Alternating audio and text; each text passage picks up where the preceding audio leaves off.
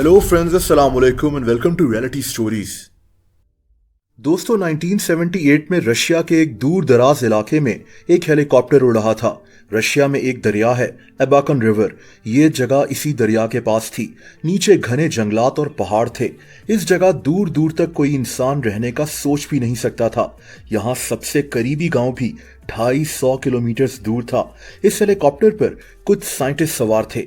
इन लोगों ने इस जगह का सर्वे करना था, क्योंकि यहाँ पहले कभी कोई आया ही नहीं था। लेकिन दोस्तों, ये लोग हैरान रह गए, क्योंकि इनको दूर से इस जगह एक घर सा बना हुआ नजर आया।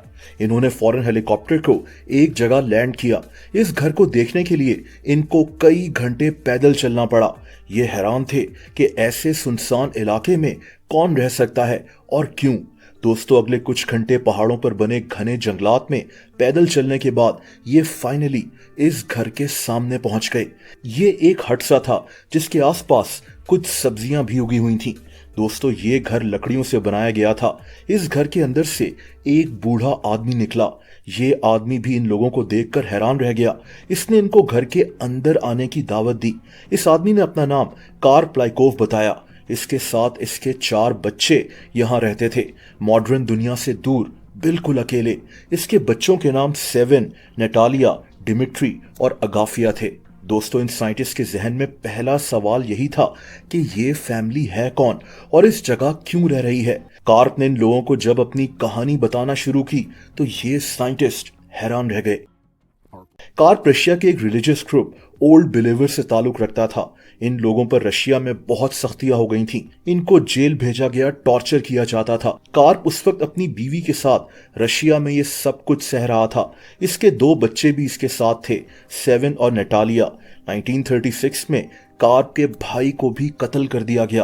अब कार्प अपनी फैमिली के लिए बहुत परेशान था और दोस्तों, तभी ये अपनी बीवी और 2 बच्चों के साथ रशिया के इस सुनसान इलाके में आकर बस गया, जहां दूर दूर तक कोई आबादी नहीं थी। ये कई कई दिनों तक पैदल चलते थे ताकि इनको कोई ऐसी जगह मिल जाए जहां ये अपनी बाकी की जिंदगी गुजार सकें। दोस्तों, इनके पास सामान ना होने के बराबर था। इन्होंने लकड़ियां काटकर अपना छोटा सा घर बनाना शुरू किया, लेकिन इस जगह सरवाइव करना आसान काम नहीं था, और वो भी 2 बच्चों के साथ। यहाँ शदीद सर्दी भी पड़ती थी। ये जगह बर्फ से ढक जाया करती थी, लेकिन इन दोनों मियाँ बीवी ने हार नहीं मानी। दोस्तों, इनके पास कुछ बर्तन वगैरह थे, जैसा कि पैन्स, पॉट्स और केतली वगैरह। ये लोग आलू, बेरीज और कभी कभार किसी छोटे जानवर का शिकार कर कर अपना खाना पूरा करते थे। ये लोग आहिस्ता आहिस्ता इस जगह सब्जियां भी उगाना शुरू हो गए। इस फैमिली के पास कपड़े और जूते बस थोड़े से थे। ये लोग एक खास किस्म के दरख्त बिर्च के पत्तों से अपने कपड़े बनाया करते थे। आहिस्ता आहिस्ता इनके बर्तन भी टूट गए, लेकिन ये लोग फिर भी अपना गुजारा करते रहे। इनकी जिंदगी बहुत मुश्किल थी, लेकिन कार्प के मुताबिक ये लोग खुश थे। दोस्तों, इस दौरान इनके 2 और बच्चे डिमिट्री और अगाफिया भी पैदा हो गए। इनके चारों बच्चे लकड़ियां काटना जानते थे, शिकार करना जानते थे और साफ पानी ढूंढने के भी माहिर थे। ये बच्चे अपना छोटा सा घर भी खुद ही रिपेयर किया करते थे। कार्प जानता था कि इस जगह जिंदा रहने के लिए इसके बच्चों को ये सब चीजें बचपन से ही सीखनी पड़ेंगी। लेकिन दोस्तों, 1961 में इनकी जिंदगी में एक बहुत बड़ी ट्रेजेडी आ गई। दरअसल इस साल यहाँ बहुत ज्यादा बर्फ पड़ी थी। हर चीज बर्फ में ढकी हुई थी और इनकी उगाई हुई सब्जियां भी खराब हो गईं। ये लोग शिकार भी नहीं कर पा रहे थे।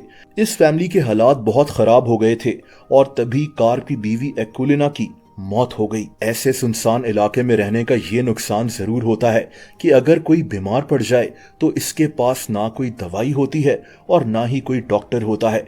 उसके बाद से ये आदमी यानी कार्प अपने 4 बच्चों के साथ इस जगह रह रहा था। इसके बच्चे अब बड़े हो चुके थे। दोस्तों, इन साइंटिस्ट ने जब कार्प की कहानी सुनी तो ये लोग शॉक रह गए। अगले कुछ अरसे तक ये लोग यहाँ काम की वजह से आते रहे और हमेशा इस फैमिली से मिलकर जाते थे। इन लोगों ने बहुत कोशिश की कि किसी तरह इस फैमिली को अपने साथ ले जाएं, लेकिन ये लोग नहीं माने। इन्होंने कहा कि अब यही इलाका इनका घर है। कार्प यहाँ 40 साल से रह रहा था।